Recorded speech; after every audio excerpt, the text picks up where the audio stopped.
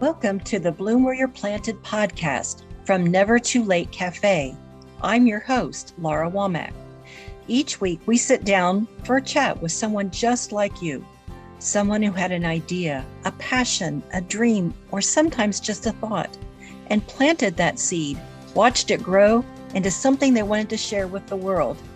If you have an idea for a topic or someone that would be a guest for the Bloom Where You're Planted podcast, feel free to reach out to us on Facebook, where you can join our Never Too Late Cafe Facebook group. We'd love to hear from you. Today, I have a very special guest with me, Wendy Cartwright. Hi, Wendy. Hi, Laura. Well, let's just jump into where you currently live. I live in Columbus, Indiana. Okay. What's the nearest big city to you? It's not far from Indianapolis, maybe half an hour, 45 minutes. Oh, okay. Okay. And is that where you're from originally? No, I'm from Jennings County. The place that anybody may have heard of is North Vernon, but I grew up in Butlerville, which is a tiny, tiny town with more cows and ears of corn than there are people. So it's still Indiana, right? Yes. It's maybe 35 minutes from here, south of here. Oh, okay. So in your story, you've done quite a few things. And so let's start with how you got started doing your different things. You're an artist of various types of modalities. So you just jump in and tell your story as far back, like your influences, how you got started. Well, I started writing when I was young, very young. From my cousin and I would write movie scripts to movies we particularly liked, and we'd write, sequels. And this was maybe when we were 8 years old, we were doing this. Mm-hmm. And and I've always loved to read. I've had good teachers who fostered my reading and gave me books and things like that. And so I wrote for years as a youngster, but my life took some turns and I didn't write at all, probably starting my senior year of high school until I was almost 40. Then I wanted to rekindle that. So I started dabbling in it. And then for some reason, I saw an ad for the local newspaper in North Vernon needed someone for a part-time reporting job. And Oh, I thought, well, I'll reply to that just to see what happened. So I got the job and I was a freelance reporter for almost 2 years. At the same time, I was writing poetry, doing poetry open mics, met a lot of wonderful people who really encouraged me to keep with that and helped me to get better. And I've gone back to school. I'm studying literature at IU Columbus. I'll graduate in May of 26 with a bachelor's degree, and then I hope to go to graduate school. So I took a big break in the middle of my life mm-hmm. for 20 some years. And now I'm back to who I am. So, yeah. That's wonderful. So you're published as well, correct? I am. I've had poetry in several anthologies in print and online, and I've self-published a book of my own poetry and two compilations of articles from a column that I've written for some time called Midwest Wonders. It's all about the quirky little things we Midwesterners do that people usually laugh at. So, So this was articles that you wrote, and then what did you do with them after that? well, they were in a newspaper column for about a year and a half. I would write weekly or biweekly, and then I compiled them into small books and published them. So there's 2 volumes of that. Interesting. So any one of them that stands out that you would share about something that's Midwest or Appalachian? My favorite story from one of the volumes is called Conundrum, and it's about car napkins. I don't know if you have car napkins, but most people here in the Midwest have car napkins. And In so your it's glove about box? in the glove box or the console between the seats. And Yeah. one morning I went to breakfast, I don't know where, but they put a bunch of napkins in my bag. So I kept them in the car, and that made me think, hey, I can write about this. And why don't every area of the country have car napkins? Because I'm sure they don't. But then later in the day, my ex-husband and I went to another restaurant for dinner, and they didn't give us any napkins because we got it to go. So it was a good thing that I had car napkins. Well, I have found that fast food places are very stingy with their napkins these days. Right. I don't get And that. I don't either. I don't think they're probably that expensive. I don't know, but yeah. Mostly So post-COVID. Like right. what happened to the napkins during COVID? Right. Um, so when you go to the open mics, are they in your general area? Oh, they can be all over. Um, the first one I went to was here in Columbus, but now I go to Scottsburg. Um, I'm going to one Monday in Jeffersonville. I was at one last night in Lexington, Kentucky. So it depends on what I find and who invites me. So I'll go anywhere. So you had mentioned a community. Have you found that there is like a writers, poets versus just, if someone's a singer or an artist, that you have your own little kind of community? We do, but there are communities within the community as well. It's based a lot on friendship and people who are like-minded, have the same goals, do it for the same reasons. So, yeah, but it's really nurturing, Hmm. really. But the community is not geographical. It's more of a community of the mind, you Mm. know, that I am really close to people from all over. So, yeah, it's not geographical. Um, so that becomes a source of support for you as well. Oh, absolutely. Support and education, opportunity, all of that. So is that how you sometimes get some of your invites? Um, Oh, absolutely. or Yeah. no, you know, Yeah, it's because it's a network. Um, you hmm, meet people and they know people, and you make friends all over and get invited all over. It's really wonderful. interesting. So I have a little note here to ask about how you got your name. I got my name. My dad wanted to name me Sarah. My mother didn't like that. She wanted to name me Ainsley, after the drummer in a band. He didn't like that, but he is a drummer in a band, so go figure. But my grandma broke the tie, and she said at the hospital, she said, "Why don't you name her Wendy? Name her after her dad because he talks so much." So, so I'm Wendy, but it is with an E and not an I. So yeah, but I talk a lot too, so it must run in the family. I was going to ask you if it did. Uh, is that partly storytelling? As far as I know, it's true, but I How haven't many telling questioned it too stories? much. Oh, I thought you meant the Wendy story. But Oh, I tell a lot of stories, and I tell them more than once. So I apologize for that to people if anyone's listening that I've repeated myself to. But yeah, I love to tell stories.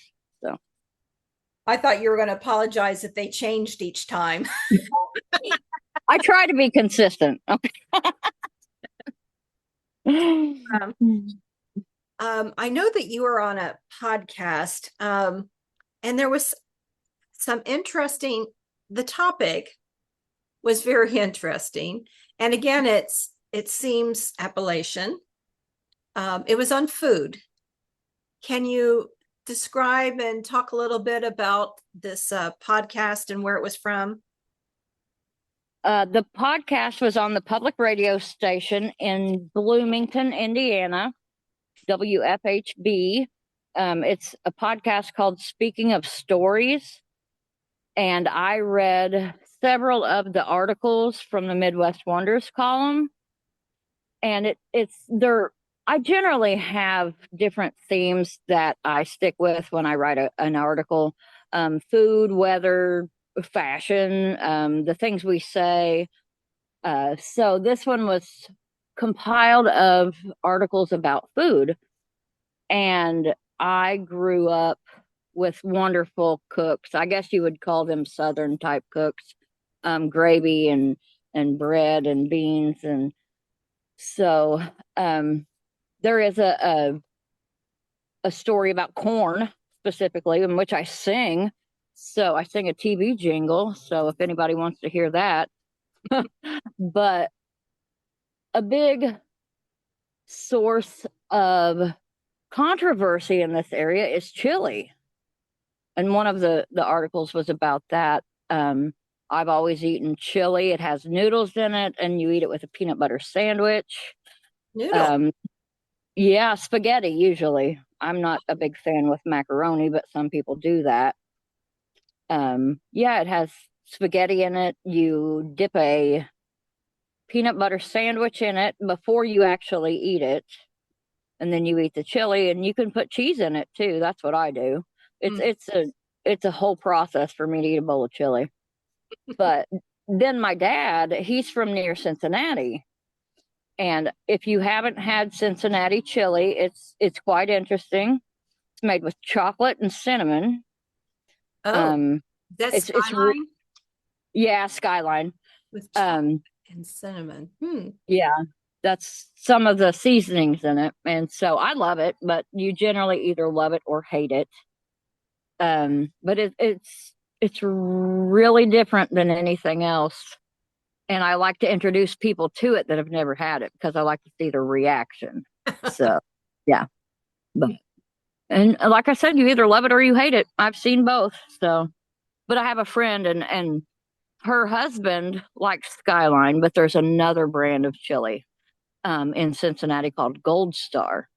And I prefer Gold Star. And that is an unpopular opinion. So for they just got married a couple years ago, and for their wedding, I gifted them Gold Star coupons. So that's the kind of friend that I am. You caused some controversy. Right. Right from the beginning. Yeah, right.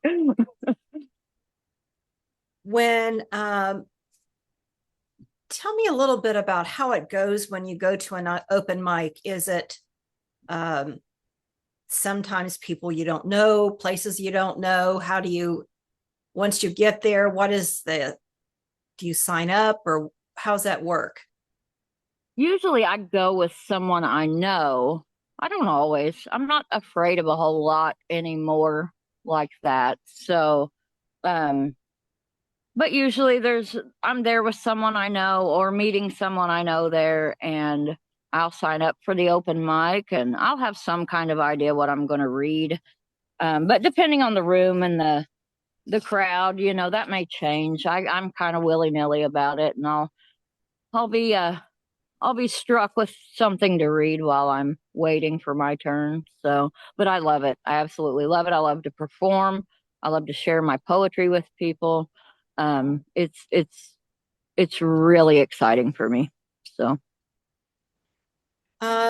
you mentioned the Insomniac-a-thon.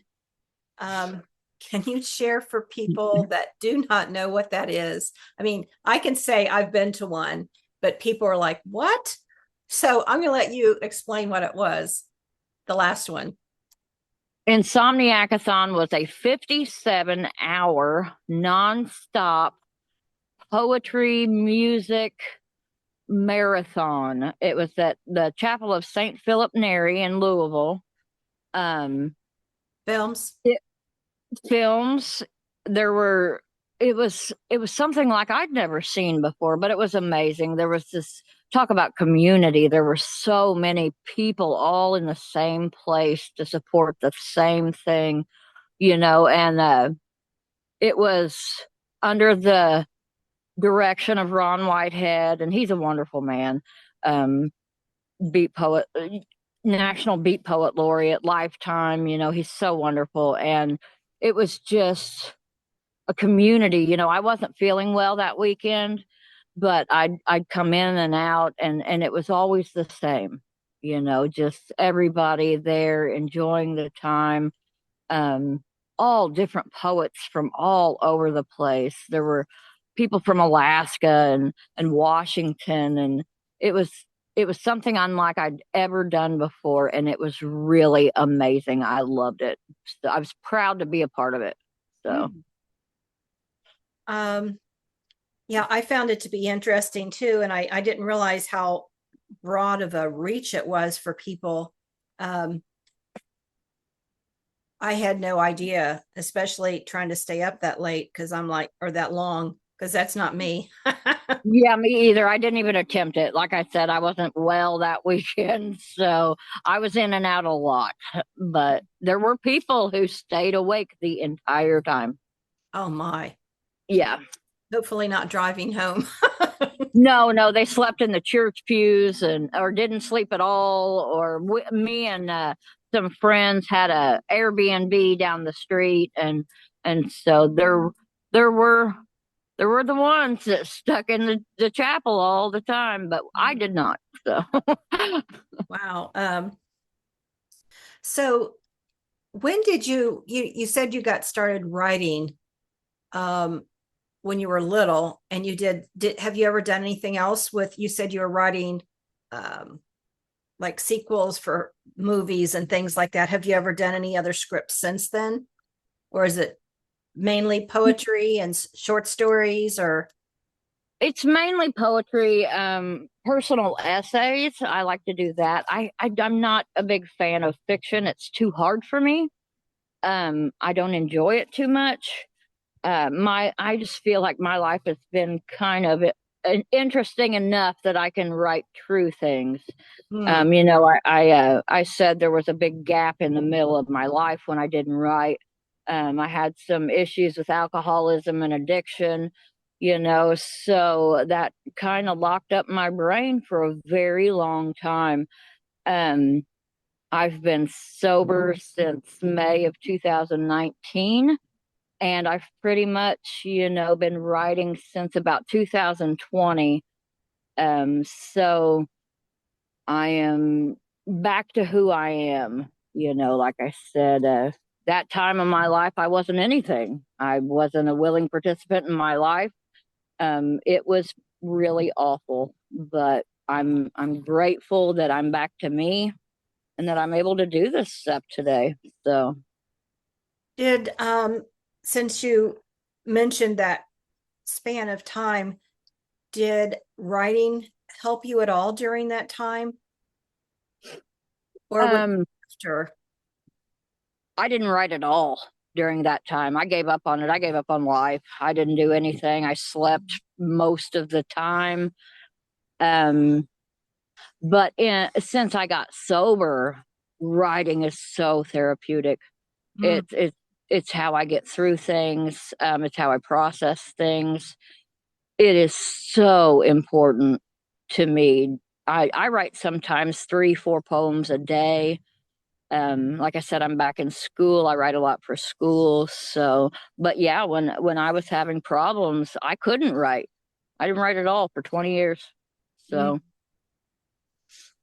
It's interesting. Some people have found that was their way out, and then others, it just, like Mm. yourself, it didn't it didn't work that way. So how do you get your inspiration for what you write? You write, sounds like daily or very frequently. Most days I write something. I try to write every day. It's storytelling.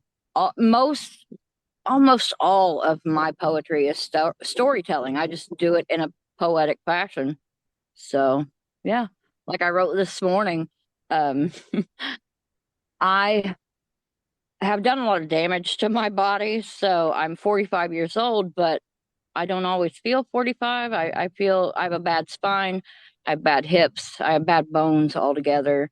I have stomach issues, and most of this is damage I've done to myself, which I accept and I do the best I can. I do a lot of things, but doing normal things is sometimes difficult. So I wrote a poem this morning called Zombie, and I'll read that for you if you'd like. Absolutely. Share with us. So, zombie. It's not your brains I'm after, it's your hips and spine. Mine gave out long ago. So, when I've been on the move for hours and don't get much sleep, I creep along the next morning, still running on the caffeine overload from last night and a jolt from the cup this morning. Maybe it's gratitude that keeps me going.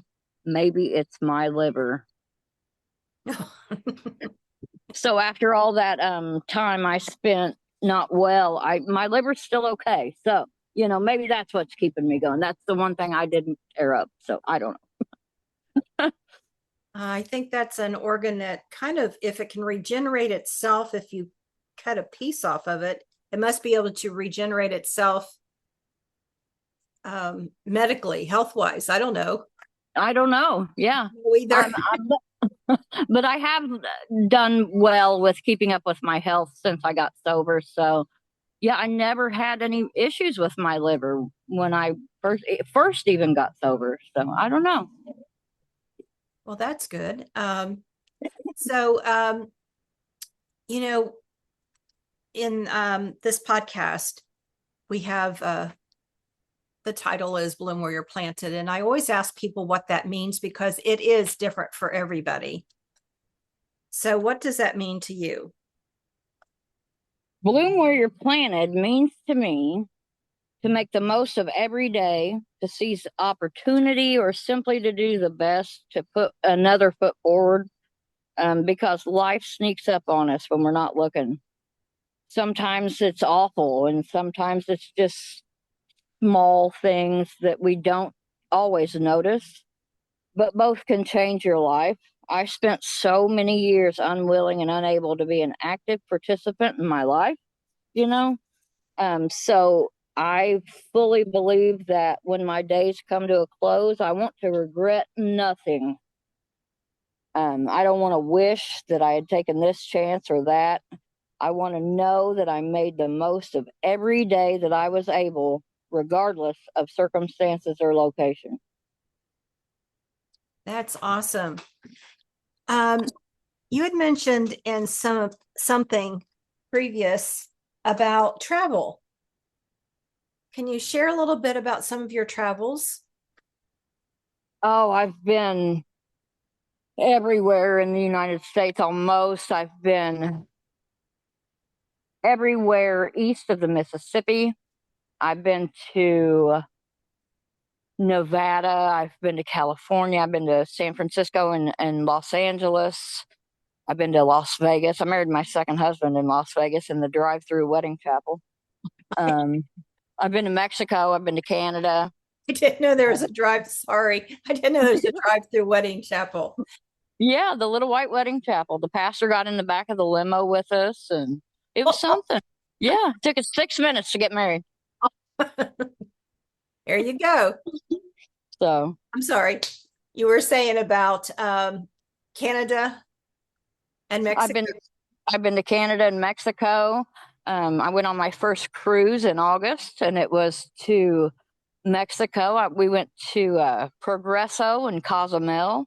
I was so fortunate to go see the Mayan ruins of Chichen Itza when I was on the cruise. So I've been so fortunate to get to travel. I don't ever want to stop. I'm going to Jamaica in December. I'm going to Belize and Honduras in May, and Cancun next September. So, oh my goodness, they're all lined up there. So, yeah. Is it just vacations? Do you do other? I mean, is it for a reason other than vacationing? And My best friend that I had growing up, her mom is retired, and she takes a cruise at least every month. And she gets very good prices on them because she goes so much. So she's always looking for somebody to go with her.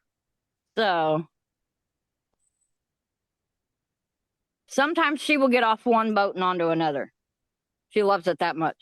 Oh, no seasickness? No, I was not well when I got off the one in August, but I think it takes some getting used to. Hmm. It took me probably a week to get my land legs back. So yeah. I can relate, not to boat, but to being on a train that Mm. I was on for like 23 hours. Oh, good. Well, I think you underestimate it because you personally are sitting, but Yeah. you're moving constantly. Oh, when I got home, well, I came here to visit where I'm currently living, but I was living in New England at the time. So it was, anyway. Oh, I felt like my feet were still moving. You go Yeah, from far and motions. I was Oh, on I the did. cruise for 6 days. And when I got home and realized I got off on land twice, but in 6 days, I have really not stopped moving. It was Wow. crazy. Yeah. Did you feel that rock sort of a big ship? You probably don't feel it as much though, do you? The the first day we were at dinner and I could feel it. Like it was the pull of it was enough that you could feel it. But we were sitting in the dining room and if you looked out the window, you could see the rail, and that's how you tell Oh, is that with the how high and low the rail goes.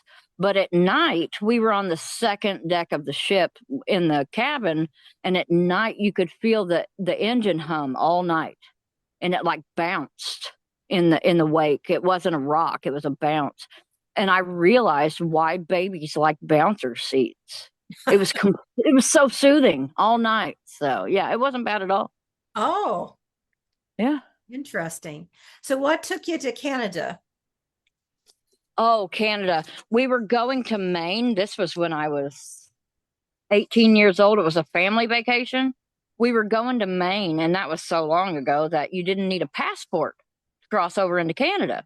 Oh, So we took a route that went through Buffalo, New York, and we just crossed over to say we've been there. mhm. That's the kind of family we are. Like, hey, we're close to Canada. We'll just cross over so that we can say we've been there. Went Oh, to the duty free and bought some candy, some Canadian candy. So got attacked by birds. I had popcorn, thought it'd be a good idea to feed the birds some popcorn, and they wanted it all. So I threw it and ran, but I'll never forget. So, so the Mexico, was that your cruise? yes, yes. So, Interesting. Yeah. Wow, that is 4 trips you have planned. yeah, I'm envious. I am so fortunate. I know that. I know that. I haven't traveled for a long time. So, well, what words of wisdom would you give someone that wants to do what you are doing or have done? My words of wisdom really are for anyone wanting to do anything. I would say take a chance, try it, find people who are good at it. Ask those people questions, learn about it, work on it, get better. Don't ever think you know everything and don't quit. Very good. Yeah. Those all sound Um, like they're plaque worthy. I don't know, but that's just what I've learned works best for me. So yeah, I So, just can't think I know everything. right, right. For any of us. So, what is next for Wendy besides trips? Uh, Sounds like lots What's of your, travel. what's next? Tomorrow's next, I make plans. I make a lot of plans, but my life, it generally moves more like a tornado than a breeze. So plans are always subject to change. As of today, like I said, my goal is to graduate with a bachelor's degree in literature and to continue on to grad school, probably Ball State or Michigan State. I'd like to become a world-renowned scholar of Ernest Hemingway's work, publish brilliantly written theory about why he wrote the way he did, but really continue to write poetry and prose, make art, live a full life, and just continue to love people and be of maximum service to my fellow humans. I mean, that's what it's all about, is others, you know. Um, like I said, I was so absent for so long that I just love people now. I really do. So, There's a part of you that I almost missed, and that was photography. oh, yeah. I have always been the person that drives everybody nuts by taking pictures. That was passed down in my family. My dad's mom, my grandma, she hoarded pictures and was always taking pictures and kept every picture she took. And so I'm kind of like that. But now I do, of course, all photography, but I've been in some gallery shows with my artistic photography, and I have my first one woman show at a small gallery. It's not scheduled until January of 26 because the gallery is so booked up, but they said they really want me in, and if I'll wait that long, then I can do it. So that's exciting. I said, of course, I'd love to. So, A yeah. wonderful show. So do you have any particular, are they like photographs of people or things, or do you have a theme to what you? The show is going to be it's called Jennings County Interiors. I took a lot of photography when I was covering a story for the newspaper, the Jennings County Home Show, and the beauty in these homes just astounded me. But generally, the photos I show are not of people. They're landscapes or art. I take a lot of pictures of sculptures. Columbus, where I'm at, is quite the architectural wonder. That's what they're known for, and there's a lot of public art and things like that. So, yeah, I took a lot of photos on the cruise, the sunsets, things like that. So, it's generally just whatever catches my eye. I've been told I have a good eye. No one's ever told me which one, so I keep using them both. So, you know, You didn't mention part-time comedian. yeah, very part time. So, I try to sneak one in there every now and again. But So, Wendy, this has been very fun. And I thank you for sharing, your story. You've shared personal stuff, and I really look forward to hearing more about what's up for you, more publications, and your giving spirit to other people. I heard long before we actually talked. So that's wonderful. And so thank you so much for being a guest. and thank you for having me. It's been wonderful to talk to you. Thank you for the opportunity. I've had a great time. So as our time comes to a close, remember to keep creating, keep sharing, and keep supporting each other. And remember to bloom where you're planted. Bye for now.